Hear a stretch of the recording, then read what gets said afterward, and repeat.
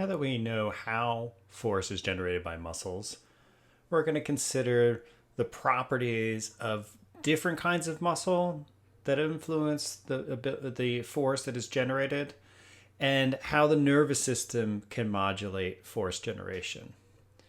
So again, we're focused on muscle, and the question here is how can we maximize the amount of force generated by a muscle by either the nervous system or by its anatomical features?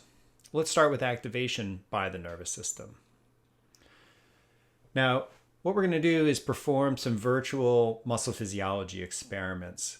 And this can be done at different levels of organization. You can take a whole muscle, the organ level, and measure how much force it generates. Or in this case, we're going to focus on a single muscle cell. And the way this experiment is prepared is to dissect out individual muscle fibers.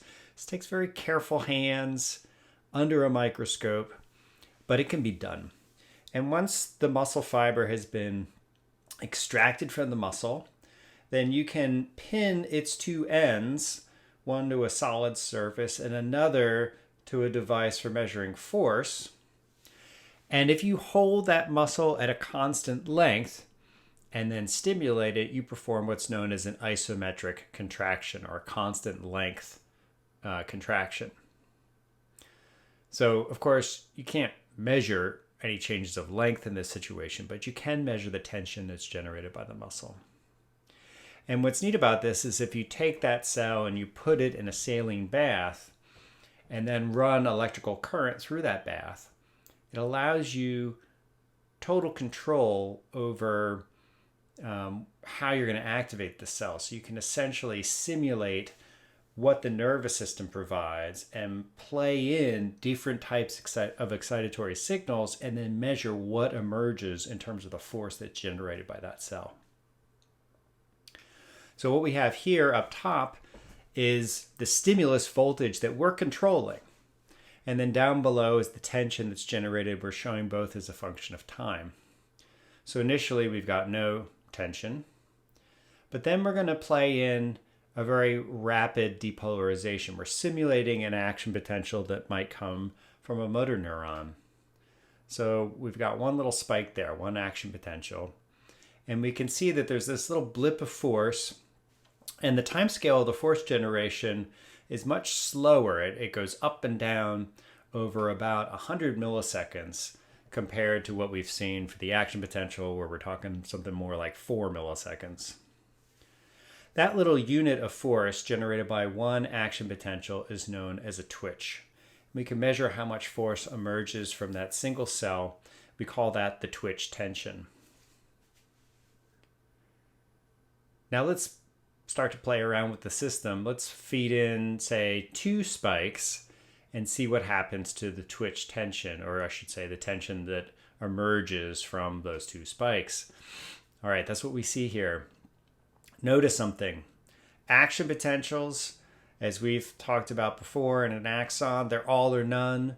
They're essentially the same magnitude. Tension doesn't work that way. What we see here is a second twitch that exceeds the magnitude of tension generated by the first twitch. This is a phenomenon known as summation. It's kind of similar to the summation that occurs in the dendrites of a neuron. And it has some similarities. In the case of the dendrites, that summation occurs because we have a buildup of intracellular sodium. In this case, there's a buildup of intracellular calcium. And so if you play a whole succession of action potentials in this experiment, then what you see is that summation can build with each excitatory signal that we achieve. And then eventually you've got a leveling off. That leveling off is known as tetanus. And tetanus provides the opportunity to measure the maximum tension that you can get out of this cell. So let's focus on the summation of the initial twitch and that pair of twitches right here. Again, tension varies with the availability of intracellular calcium. In the initial twitch, we have a release of calcium by the SR, and then a recovery from that as the calcium is pumped back into the SR by the SR calcium pump. What occurs in the second case here, where we have an initial twitch, is that we're hitting it with a second action potential before the cell has the opportunity to resequester all of that calcium. So this graph of tension you can think of as being pretty similar to a graph of intracellular calcium. Since not all the calcium has cleared out, by the time we get the second action potential, we're building on that reservoir of intracellular calcium with a second twitch, which is releasing even more calcium. The nervous system has the capacity to finely tune the generation of force through the frequency of action potentials that are generated. And in fact, if you play in a very high frequency of action potentials, then you find, again, you can generate the max tension, but it's done in a very smooth fashion.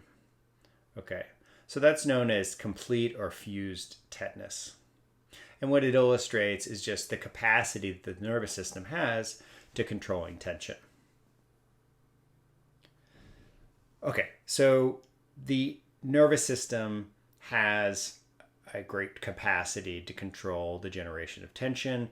That's quite useful if you have a situation where you want to really control the motion of your fingers, of your body.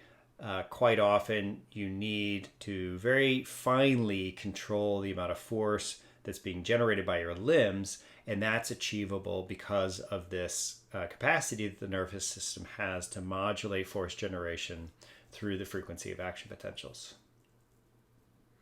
What's another factor? Well, the length at which we're holding this muscle fiber matters to how much tension can be generated. So let's imagine we repeat this experiment and we drive the cell to tetanus, so we're getting the maximum force that we can get out of it. And that's what we see on the y-axis of this graph here. It's the maximum force we can get in terms of what the nervous system can provide. But on the x-axis, we have the length at which we're holding the muscle fiber. We're effectively imposing a fixed length in this experiment. So if we make it really short, which we see on the left, then we're going to be far on the left-hand side of our x-axis here. And under that situation, we generate very low tension. So imagine taking your biceps muscle and you're doing curls. And at the end of doing a curl, your muscle is at its shortest length. That's a situation where you can't generate much tension. But if you elongate the muscle, which is what we see on the left, you get more tension, and that continues until a certain point where you can go too far and you begin to see a plummeting and eventually a very dramatic plummeting of the tension that's generated. So a biceps muscle doing a curl, if your arm is fully extended, that muscle has a reduced capacity to generate tension because of this relationship that we see here. This can be understood from a consideration of the thick and thin filaments in a sarcomere. So let's zoom in on a sarcomere right here and just consider the geometry of that structure at different points on this graph. So when the muscle is really short, the sarcomeres are also short. And what you have is a situation where the thick and thin filaments crowd one another. There's also a variety of structural proteins at the end of the sarcomeres, and they start to interfere with the capacity for the thick filaments to step along the thin filaments. When hyperextended, there's relatively little overlap between the thick and the thin filaments. So bear in mind that that overlap there provides the opportunity for the myosin heads to move along the thin filaments. Any myosin heads in this midsection don't generate any force. because there are no binding sites to attach to. So when you look at this midsection here, it's a sweet spot where you don't have filament crowding, but you've got more overlap than if the muscle is hyperextended, and therefore more opportunity to generate tension. So we can really understand the length-tension relationship that we see here from a consideration of the sarcomeres. This relationship follows for a whole muscle. So this experiment's performed on a single cell, but we see a very similar relationship if we replace our single cell with the whole organ. And there you get a very similar, although slightly different, because the sarcomeres may be not all perfectly at the same length at any given time. There can be differences in activation level through the depths of the muscle, and that serves to essentially smooth out the length-tension relationship. But by and large, most of it's there from a consideration just of a single sarcomere. So we can say that sarcomere dynamics determine the length-tension relationship for a muscle, at least to a great extent.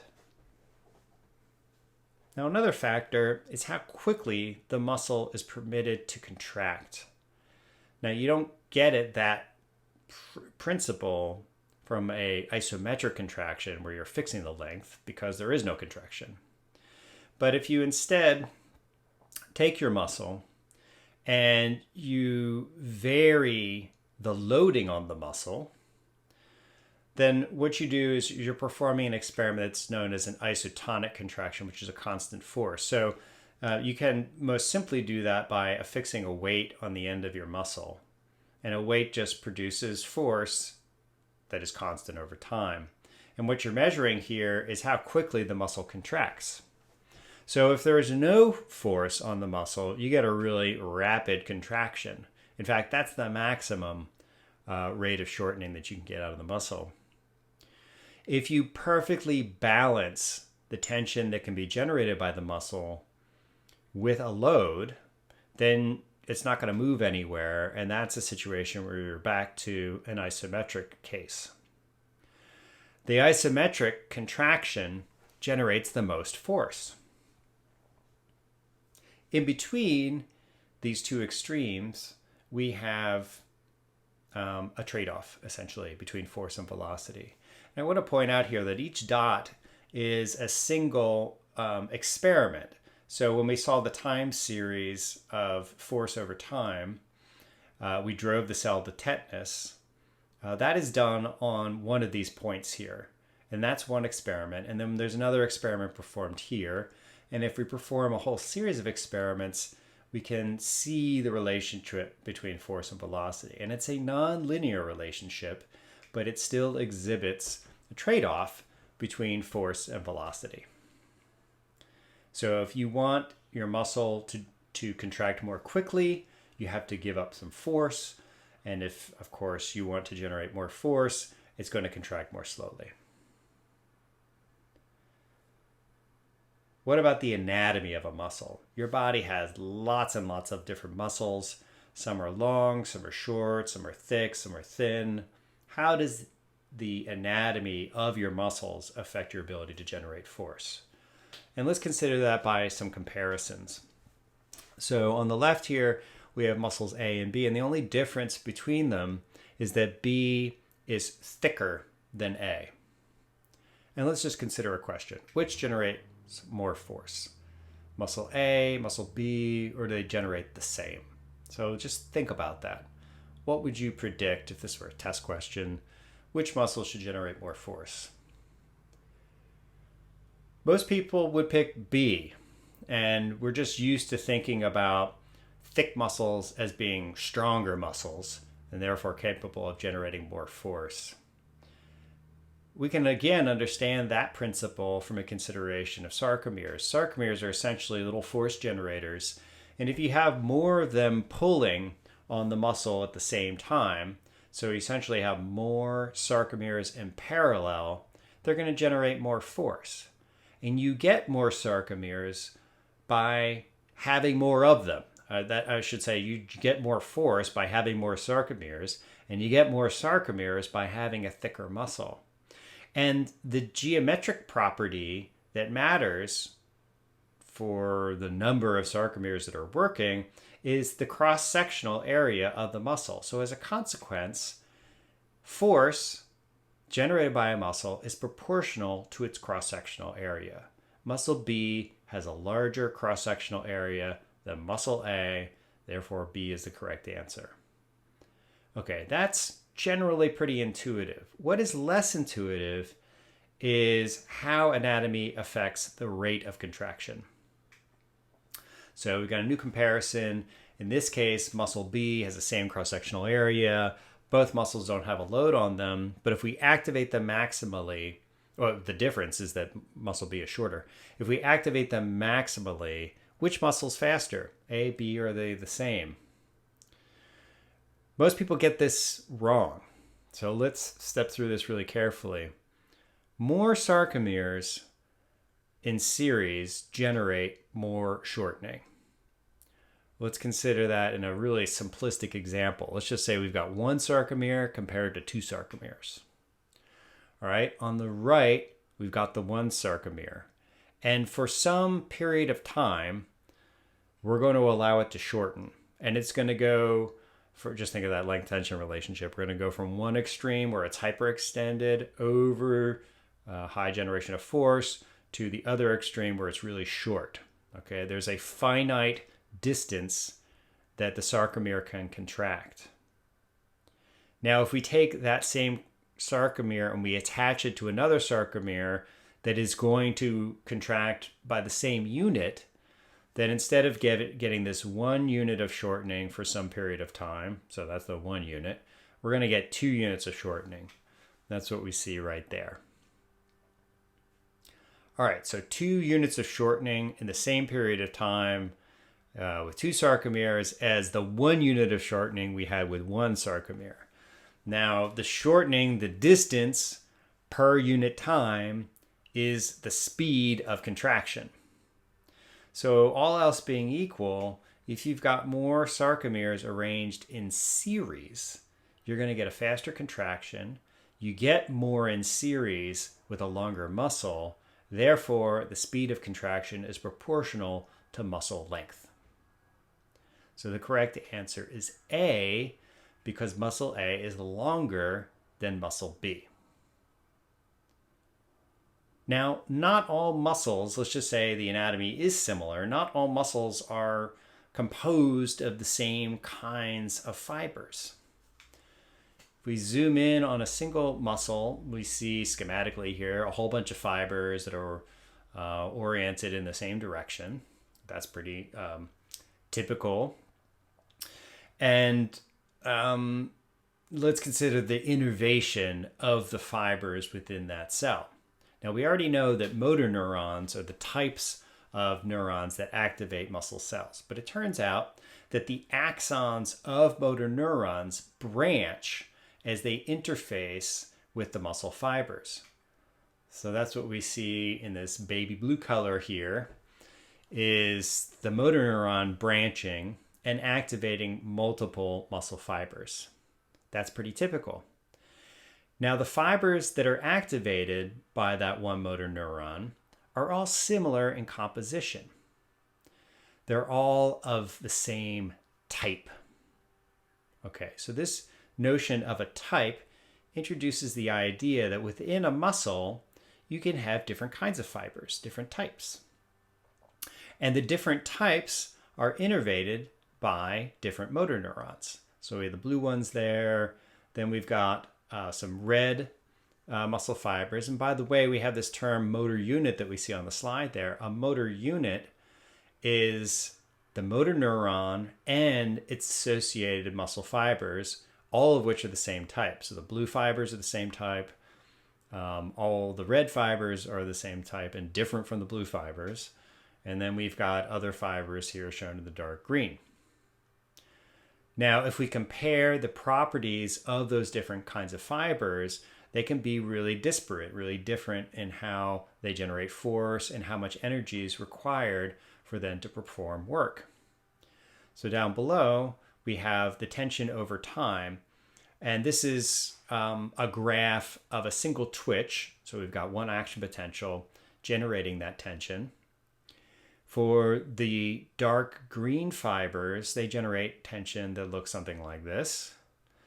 And in contrast, we have in red a different fiber type. The terms are fast twitch glycolytic and slow twitch oxidative. There are some other intermediate fiber types that we're not going to talk about, but just be aware that there are different fiber types. And you can think of these, the green and the red types shown here, as extremes in a continuum. So muscle fibers differ in both their mechanical and energetic properties. Let's itemize those. So we see down below the fast twitch fiber generates more force compared to the slow twitch fiber. It also generates it over a shorter period of time. So it is indeed faster. It has a faster rise and it achieves a higher twitch tension. What explains the ability of the fast twitch fibers to do that? Well, one reason is that when you look at the cross section of the of a muscle fiber that is fast twitch, is that it has a high density of myofibrils, higher than you see in the slow twitch case. Okay, so we've already seen how the thickness of a muscle, that's the organ level, influences its ability to generate force. That principle holds true for what occurs at the fiber level. If you can pack in more myofibrils, you've got more sarcomeres working. That serves to generate a higher twitch tension, and it does it more quickly. Now, there's a trade-off here. You have organelles packed into the cross-section of a muscle fiber. If you've got a high density of myofibrils, there's less space for mitochondria, little power plants that create the ATP that fuels contractions. So this high density of myofibrils that you have for the fast twitch fibers has a trade-off in offering less space for mitochondria to generate ATP, whereas slow twitch oxidative fibers have that space. They have a high density of mitochondria, which allows for a broad availability of ATP. Now, as a consequence, we have a difference in metabolism. We're going to get into cellular metabolism later, but you should know from earlier biology classes that aerobic metabolism is provided by mitochondria. It requires oxygen and has a byproduct of CO2. Mitochondria are essentially the reason why we breathe. And aerobic metabolism has a very high yield of ATP for either glucose molecules or fatty acid molecules. Whereas if you have a low density of mitochondria at high exercise intensity, you end up relying on glycolysis, which is the conversion of glucose into ATP molecules. You produce many, many fewer ATP molecules per molecule of glucose through glycolysis. And as a consequence, you run out of ATP more quickly and your muscle fatigues. So the fast twitch fibers tend to be glycolytic, relying on glycolysis, whereas slow twitch fibers are aerobic. They're using those mitochondria for aerobic metabolism. Now, as a consequence of that, we have a difference of endurance. Fast twitch fibers are more easily fatigued compared to the slow twitch fibers. All right, so this mini lecture has considered many properties. Let's summarize them. How can force be maximized?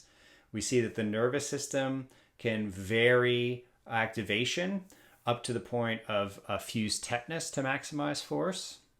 The length of the sarcomere varies over time, and that length influences how much force can be generated. It's maximal at an intermediate length. The slower contractions of muscles generate the highest force, and the thickest muscles, and especially those that are composed of fast twitch fibers, generate the highest tension.